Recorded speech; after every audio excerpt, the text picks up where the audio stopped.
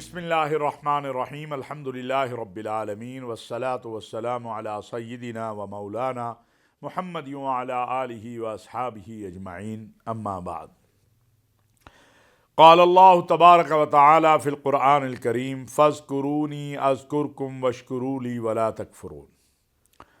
तुम मेरा ज़िक्र करो मैं तुम्हारा ज़िक्र करूँगा, मेरा शुक्र अदा करो और मेरी नाशुक्री ना करो। ये इसका आसान तर्जुमा है। नाज़रीन व सामीन, अल्लाह रब्बुल इज़्ज़त का ज़िक्र करना हमारे ऊपर तो लाजिम है, इसलिए कि हम उसके बंदे हैं। उसने हमें पैदा किया है, उसने हमें अपनी नेमतों से नवाजा है, और सबसे बड़ी नेमत उसकी क्या है? वो हमें रसूलुल्लाह सल्लल्लाहु अलैहि वसल्लम का उम्मती बनाना है। सबसे बड़ी नेमत हमें रसूलुल्लाह सल्लल्लाहु अलैहि वसल्लम की उम्मत में पैदा करना है। सबसे बड़ी नेमत कि हम रसूलुल्लाह सल्लल्लाहु अलैहि वसल्लम के उम्मती हैं। और फिर सेहतमंद होना, अल्लाह रब्बुल इज़्ज़त की तरफ से रिज़्क़ का इनाम, औलाद का इनाम।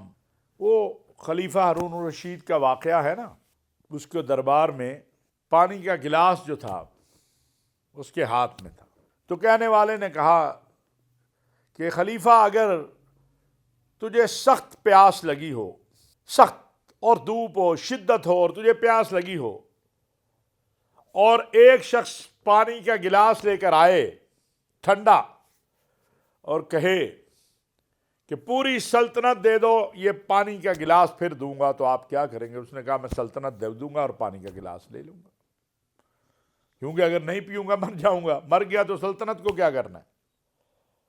उन्होंने कहा अच्छा, और वो पानी अंदर चला गया, यानी पी लिया आपने, अब पानी निकल नहीं रहा, पेट में फूल गया, पेट फूल गया, जो अल्लाह ने निज़ाम बनाया हुआ है वो रुक गया, और आपको कहा जाए कि सारी सल्तनत दे दो और ये तब पानी जो है आपका, जो अल्लाह ने निज़ाम बनाया है, वो निकल जाएगा, तो आप, उसने कहा दे दूंगा। तो उसने कहा, जिस सल्तनत की कीमत एक पानी का गिलास है, उस पर क्या तकब्बुर करना और क्या इतराना। हकीकत यह है कि एक लुक़मा भी जो अल्लाह रब्बुल इज़्ज़त का दिया हुआ रिज़्क़ है, उसका शुक्र हम अदा नहीं कर पाते। ये उसका करम है, फजल है, एहसान है कि वो अपनी नेमतों से मुसलसल हमें नवाजते हुए ये ऐलान कर रहा है, फ़ज़्कुरूनी अज़्कुरकुम वश्कुरू ली वला तकफ़ुरून।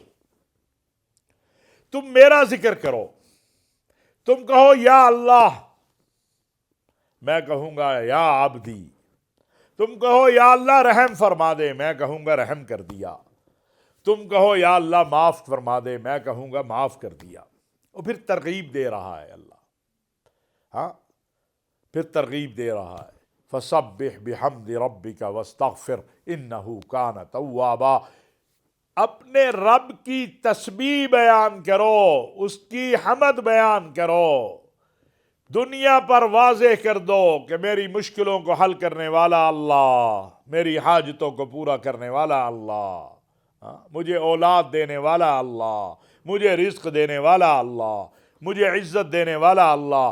पूरी कायनात जमा हो जाए कि मुझे नुकसान पहुंचा दे, नहीं नुकसान पहुंचा सकती, मुझे नुकसान से निकालने वाला अल्लाह। वइन यमसस्कल्लाहु बिज़ुर्रिन फला काशिफ़ लहू इल्ला हू वइन युरिदका बिखैरिन फला राद्द लिफ़ज़लिही। जिसके एक कुन कहने से ये पूरी कायनात बन गई, एक कुन कहने से ये पूरी कायनात खत्म हो जाएगी। असल मालिक तो वो है।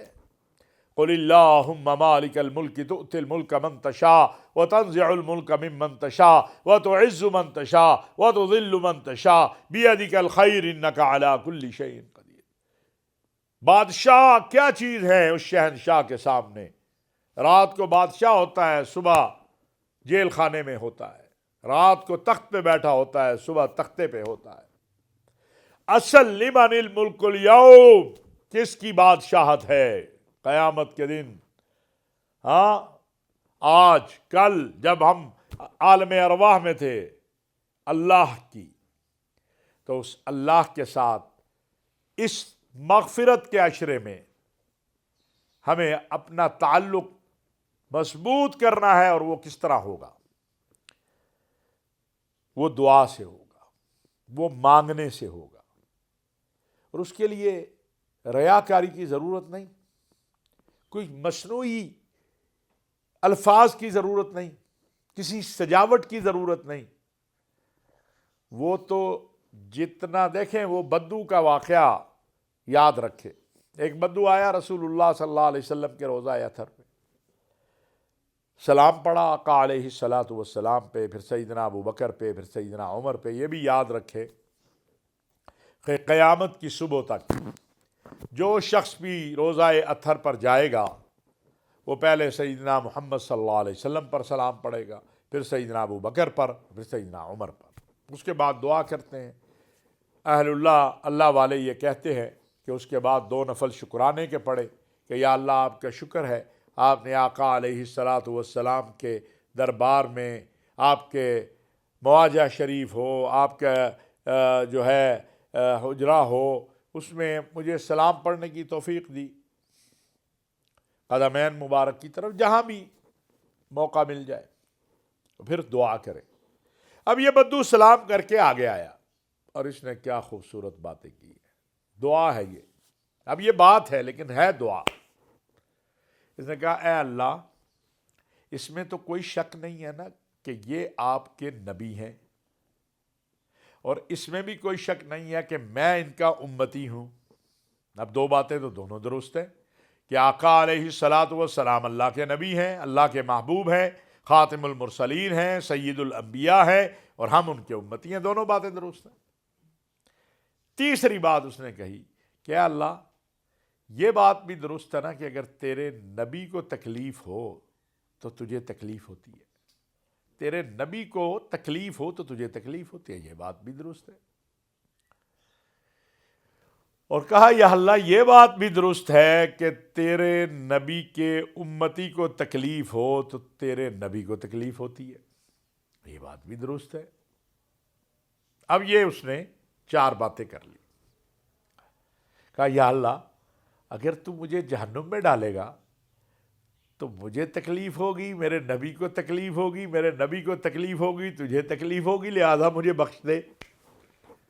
علماء نے، مشائخ نے، مفکرین نے، فقہاء نے کہا کہ اس شخص نے اللہ سے مغفرت لے لی، اس نے اللہ کو ہر طرف سے گھیر لیا کہ یا اللہ، میں نے تیرے سے مغفرت لینی ہے۔ دعا جب بھی اللہ پاک سے دعا کرے، یہ یقین کے ساتھ کرے کہ میری دعا قبول ہوگی، اور میری دعا بغیر قبولیت کے نہیں رہے گی۔ انا ظن عبدی بی، حدیث قدسی ہے کہ میں اپنے بندے کے گمان کے ساتھ ہوں، جیسا گمان کرتا ہے ویسا سلوک کرتا ہوں۔ اب دعائی بے یقینی میں ہو رہی ہے، جیسے ہمارے ہاں ہوتی ہے۔ مولانا صاحب نے دعا شروع کی، آدھے تو ویسے ہی بھاگ جاتے ہیں پیچھے، دیکھو تو جو آدھے رہتے ہو کہتے ہیں یا اللہ مولوی صاحب کی دعا ختم کریں گے، ایسے ہی ہے نا۔ اپنی خود دعا گھر میں جو کر رہے ہوتے ہیں اس میں بھی ہوتا ہے جلدی، یار ابھی مانگ لینا۔ دعا ایسے مانگے جیسے دعا مانگنے کا حق ہے۔ دعا ایک عبادت ہے، بلکہ عبادت کا مغز ہے، اصل ہے۔ ایسے دعا مانگے، اور یہ تو دعا کی قبولیت والے لمحات ہیں، سحر میں بھی، افطار میں بھی، فرض نمازوں کے بعد بھی، رات کو قیام اللیل میں بھی، ہر لمحہ۔ اور ویسے بھی انسان کو چلتے پھرتے اٹھتے بیٹھتے اپنے رب سے مانگتے رہنا چاہیے۔ رسول اکرم صلی اللہ علیہ وسلم کا فرمان ہے کہ اگر تیرے جوتے کا تسمہ ٹوٹ جائے تو وہ بھی اپنے رب سے مانگ۔ اندازہ لگائیں ہمارے آقا علیہ الصلاۃ والسلام ہمیں کیا فرما رہے ہیں۔ اللہ رب العزت سے دعا ہے کہ جو کہا سنا اس پر عمل کی توفیق عطا فرمائے۔ وما علینا الا البلاغ المبین۔